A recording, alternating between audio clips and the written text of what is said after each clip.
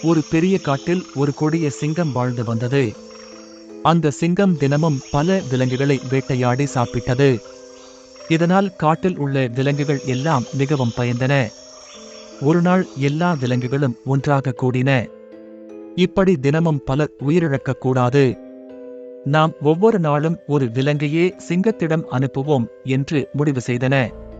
அந்த நாளில் சிங்கத்திடம் செல்லும் பொறுப்பு ஒரு புத்திசாலி முயலுக்கு வந்தது. முயல் சிங்கத்திடம் மெதுவாக தாமதமாகச் சென்றது. சிங்கம் கோபமாக, "ஏன் இவ்வளவு தாமதம்?" என்று கர்ஜித்தது. முயல் பயப்படாமல், "அரசே, வழியில் இன்னொரு சிங்கம் என்னை தடுத்தது. அது நானே இந்த காட்டின் ராஜா என்று சொன்னது" என்றது. சிங்கம் மிகவும் கோபமடைந்தது. முயல் சிங்கத்தை ஒரு ஆழமான கிணற்றின் அருகே அழைத்துச் சென்றது. "அரசே, அந்த சிங்கம் இதில்தான் இருக்கிறது" என்றது. சிங்கம் கிணற்றில் பார்த்தது. அங்கே தன் பிரதிபலிப்பை பார்த்தது. "என் மீது தாக்குதலா?" என்று நினைத்து கோபத்தில் கிணற்றுக்குள் குதித்தது. அந்த சிங்கம் கிணற்றில் விழுந்து உயிரிழந்தது. காட்டில் உள்ள எல்லா விலங்குகளும் மகிழ்ச்சியடைந்தன.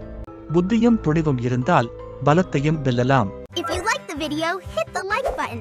Don't forget to leave a comment below and make sure you subscribe so you don't miss out. Thanks for watching!